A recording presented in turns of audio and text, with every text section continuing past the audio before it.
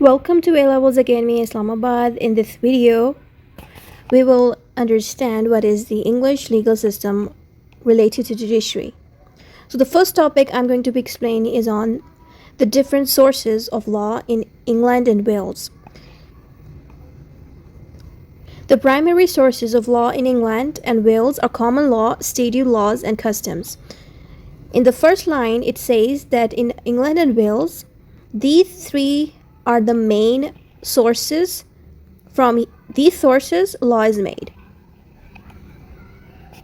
The English legal system is a common legal system which developed historically from customs and judicial decisions. In really easy wordings, this sentence means that the system of laws in England and Wales is also named as common legal system because this legal system, like this law, had developed slowly with the help of custom and judicial decisions. Judicial decisions are also named as precedent. So with the help of precedent and custom, the law for England and Wales was made. So the first heading after writing this is gonna be common law. Common law is the foundation of English law today. It is described as unwritten law that has developed over time from the custom and, crucially, judicial decisions.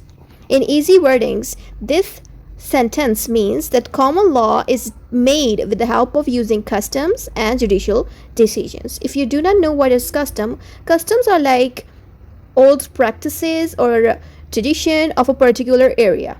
And from those, laws were made. So those things are named as customs. So with the help of customs, we make laws. But custom was not enough. So we also need judicial decisions to make the law. Okay? So both of these helped in making common law of UK. After giving statement of common law, then you have to give historic background of common law.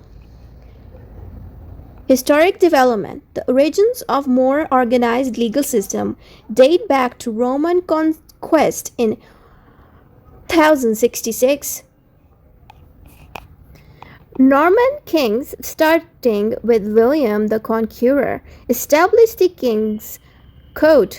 The King's Code is also named as Curia Regis and appointed judges who would travel the country on circuits to decide cases.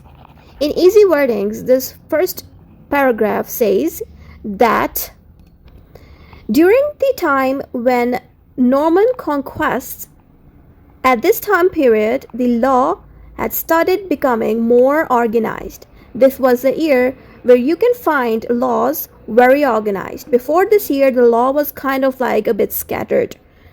So the Norman kings, especially the name of William Conqueror, established the King Codes. This is the picture of William Conqueror. You can also call him Norman King as well. In this code, the King's Code, there were appointed judges. These appointed judges traveled to different places in order to know about the laws of those particular areas so that they can know how to provide a reasonable decisions, because at that time any judge makes a decision, that decision ultimately becomes a precedent, and with the help of precedent all the new laws are being made. Let's move on to the next paragraph. Initially, these judges applied local customs, but over time they began to discuss their decisions with one another in Westminster. They selected the best customs, which were then applied uniformly across the country, creating a law that was common to the whole nation. The wordings are already very easy, but I will also explain it to you in more easier explanation. So basically, the judges that give judgment, they take help from custom before giving judgment, but they also discuss their decisions with each other in Westminster. Westminster was a place where judges sit. There was a court over there. So the judges, whenever they're making a decision on a case, so they make sure to discuss it. While they were discussing, they make sure that they use the best custom for that particular case. So while using the custom for a particular case, ultimately that case resolves quickly because the custom that was used on that case solved the case very easily. So the case was solved easily with the help of the best selected custom. Then this case ultimately became the precedent. So when the precedent was made, then that precedent converted into common law. Why? Why it was named as common law? Because at that particular area, all the cases were being solved by some specific custom, and that custom was more used on that same place, on that same area, and that custom was being used in the case. So that case ultimately made the precedents, and those precedents were obviously from the same location and from the same custom. That is the reason they made a very common law, a very common thing for all. That is why this law is named as common law, because it is used for a particular area. So in more easier wordings, they said here in the last paragraph is that the judges selected the best laws of UK because those laws were normally being used in their area. That is the reason they called those laws as common law. Common is something like similar thing, right? If something is similar, we have to give it a specific name. That is the reason the laws that were being used in London and Wales, that's the reason those laws become common in that area. That is called common law. So this is a basic history of common law. Now we will move on to the next heading, that is going to be judicial precedent. A key feature of common law is that judges can still create new laws. So the first statement says that with the help of precedent, the judges have the authority to make the laws. And now you might be thinking, why judges have the authority to make law? First of all, judges take help from custom for making a decision. So that decision ultimately becomes the precedent. And when the precedent is created, then the lawmakers use those precedent in order to create a new law. So this is how laws are being made in this particular area. When a relevant case comes before a court, the judge's ruling on a point of law becomes the law for future case to follow. This is the same statement that I've already explained, that whenever there's a case that is kind of like a unique one that had never been solved before, if a judge finds out that this case is new, so he will make a precedent. Obviously that case is new, he will use the customs to solve the case, and also the previous laws as well to solve the case. So obviously this case is unique, so the case will ultimately make a precedent, and the precedent is made, then that precedent will be used in creating a new law. Let's see the example. The crime of murder has never been defined in an act of parliament. It is a common law crime developed entirely through judicial precedent. This example is enough to explain the common law. So basically, parliament itself is a department that is called as legislative department. It makes laws. So laws related to murder were obviously not created by parliament directly. Instead, those laws were first made with the help of precedent. Like precedent, the judge's decisions that are named as precedent helped in making laws related to murder. How this law was made? So basically, there was a case where there was a crime that is related to murder. So this case came to UK court, and the judge knew that this case is unique and no law was made with the help of parliament related to this. That is the reason the judge of that particular code took help from custom and some previous laws in order to solve that case. So when that judge solved that murder case, that case became the precedent. So when that case became a precedent, then the parliament took that case to make the new law that deals with murder, because before there was no law related to murder. But after, when the judge solved this case with the help of using his intelligence by taking help from customs and the old laws, and then he made precedent after solving the case. So with the help of judge's precedent, parliament took advantage of it and made law out of that precedent. So now the new law was created on murder. This is how parliament takes help from precedents. Now we have the next point related to limitations. While judges can create law, They can only do so by ruling on a specific point in a case before them. They cannot make wide-ranging changes to the law or set penalties. This can only be done by statute laws. So basically, a judge do have the power to create a law, but they do have some limitations and boundaries. Those limitations says that the judge cannot make a specific punishment related to any kind of a person. Suppose there was no law made related to murder, so judge will try to apply some previous laws on it, even though there was no law related to murder, but judge will try to apply some different laws that relate to this case on the new case of murder. So when judge applies the old case or old laws in this new case, then ultimately a new precedent will be created. So from here you can understand that judges do not have a complete power to make a law, but they just make sure to use the previous precedents and some laws or the help of custom. So judges use previous precedents, laws, and custom in order to solve a new case. So while he uses all this in solving a new case, and the decision he gives on that new case, that decision becomes a new precedent, and that precedent ultimately makes a law, but that law was created by the help of Parliament of UK. So this is a very long discussion, but in shortly it says that judges cannot create laws just like Parliament does, because Parliament has the authority to make laws because it is a lawmaking body. So if the Parliament is a lawmaking body, judiciary is not a lawmaking body. It can just help in creating new laws. So this line simply says that judges can help in creating the laws, but the Parliament can make the law in the form of statute laws. Like obviously any kind of law you're being seeing on internet related to UK, all of those laws are created by the help of Parliament. That's it. Then we have the next heading on statute laws. Statute laws refers to laws created by Parliament. It is also called as Act of Parliament. So remember, in any kind of a paragraph you find a word written as statute laws, that means that these laws are created by Parliament. The other statement is Act of Parliament. You might be confused at what is Act of Parliament. Act of Parliament is just like law created by Parliament. So it has an opposite word, Act of Parliament. If it's Act of Parliament or law created by Parliament, both have the same meaning, but sometimes it is written in different ways. Okay, this source is distinct from the common law developed by judges. So basically in the second line it says that the laws that was created by Parliament is a bit different as compared to the laws created by the judges. Okay, now we will discuss about the supremacy of statute.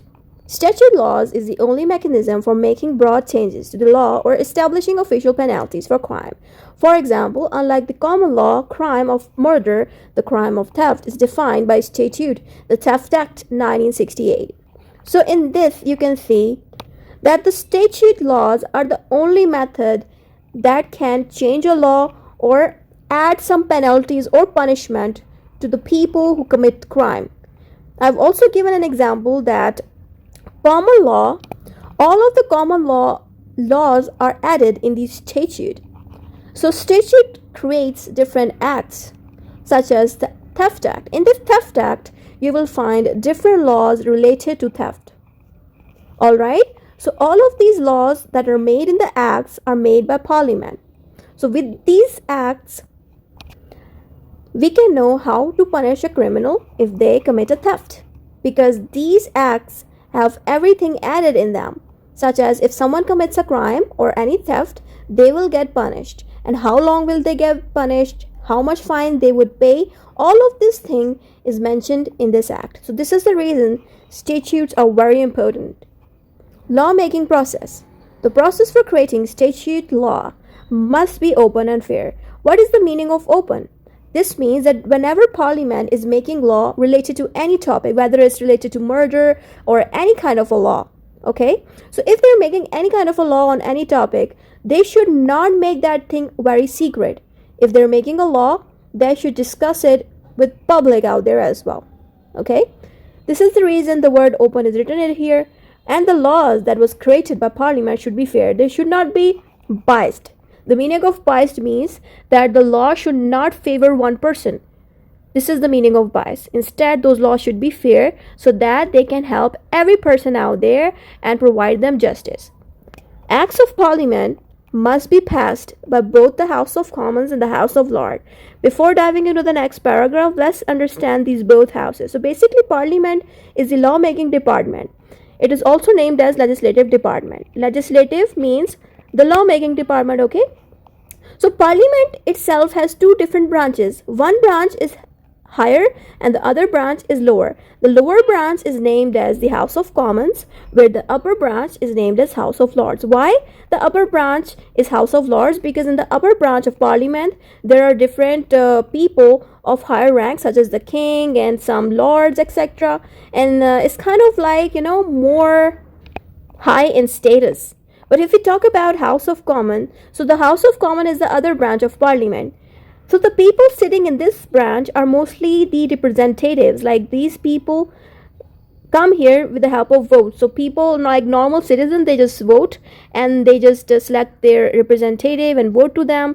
And when those representatives get enough vote, then those representatives sit in House of Commons. So basically, House of Commons is only for 5 years. After 5 years, new members come. But in the upper house, that is the House of Lords, there are very rare chances that voting would be done, because the upper house is more like hereditary, because they have their children's coming up and then their grandchildren would sit. It's more like hereditary.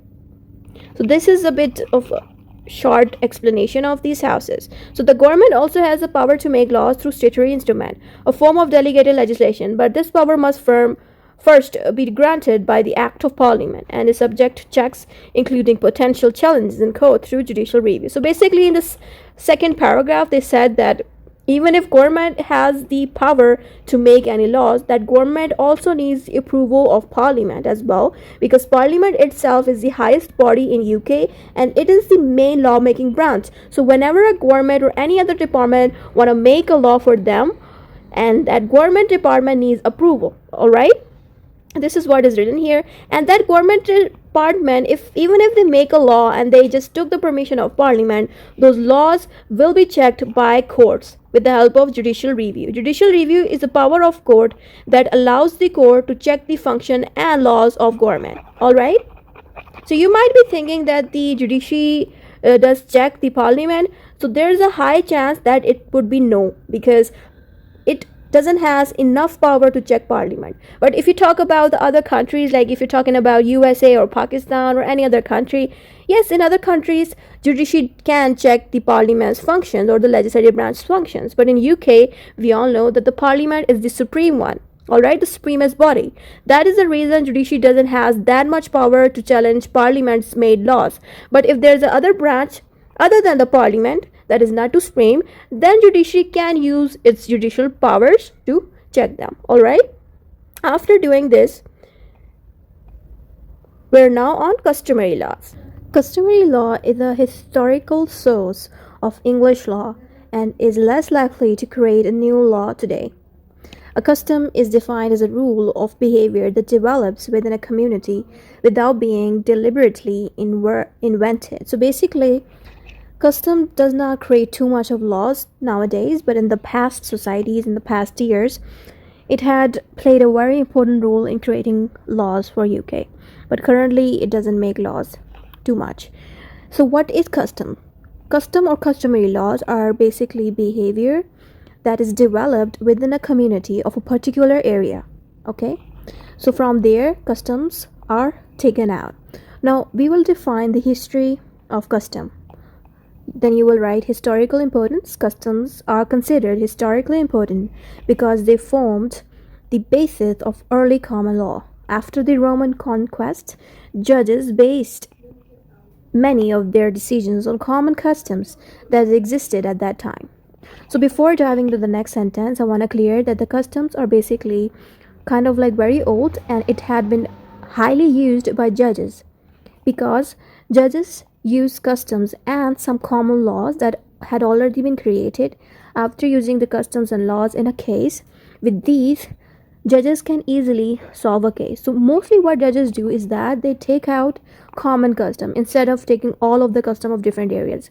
Instead, they just focus on those custom that are common in that particular area. So with those custom, judges can easily solve the case of that common place, and due to this, common law was created as well. All right. In the 17th century, Lord Justice Coke described these customs as one of the main triangles of the laws of England. There was a justice named as the Lord Justice Coke. He said that the custom is like a triangle in creating the law of England. How he said that the custom is a triangle is because suppose the center, I'm going to make this drawing a bit bigger. Suppose the center contains law. So the law is made with the help of custom, and from here you can say past decisions of the courts, and after writing this you can also add history as well, history or researches. So from history and researches, past decisions of the judges like the president and custom, all of this made laws. So just the same way he explained that the custom is just like one of the triangles in creating the laws. All right. So then we have the next point on modern relevance. It is now usual for a court to consider a new custom, and even rare for one to be recognized as a legally valid. However, it is not impossible. The source provide examples of cases where customs were legally recognized. So basically, in the statement, they're saying that sometimes these customs were not too much legally valid. Some of them were valid, but few of them were not legally valid. But I have also mentioned two cases here. One case is on Egerton versus the Harding, 1974. A court found a customary duty to fence a land to prevent cattle from straying from the common land. So you can see that in this case, judges had used a custom that is related to some land issue. So this custom that was used here also says that this custom is legally valid. Why? Because this custom protects the cattle instead of making it more confusing. That is the reason this custom was valid. That is why judges had used this custom in this case. I will give you another example. Another example is in New Winster Corporation versus the Mellor, 1974. A local authority was stopped from building on a land because local people proved a custom giving them the right to use it for lawful sport. So obviously the local people knew that they have this custom already available for them, and the judges also thought that this custom is obviously recognized by people as well, and people are already using this custom. So that's the reason the judges thought that this custom should be recognized as legal.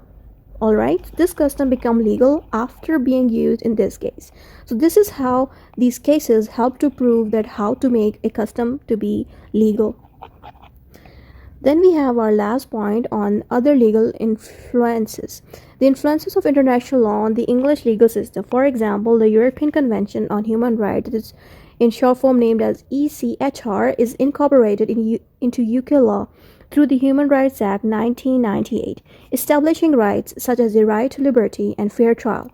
Furthermore, one of the core principles of rule of law is that the state must abide by both domestic and international law.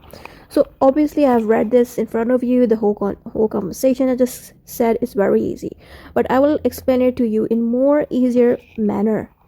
This last portion says that the international law also is connected with UK's legal system as well. So how it is connected? It is connected with the help of Human Rights Act. So basically UK had created this Human Rights Act in 1998. This act contains the portion of ECHR that is related to the international law. So International Laws Act was added to the Human Rights Act that was made by UK itself, and from this, these international law and English law is now connected with the help of this act. So this act had established the rights to liberty and fair trial. Furthermore, you can also say that the rule of law also states that the state should follow the domestic laws and international law. So what is domestic law? Domestic law is the law inside the country, And international law means the laws outside the countries. So basically, the state should follow the domestic law, that means the laws of inside the country, and the international law, that means the laws outside the countries as well. So this is it for today. Thank you for watching. If you like the video, give it a comment and thumbs up. Don't forget to subscribe.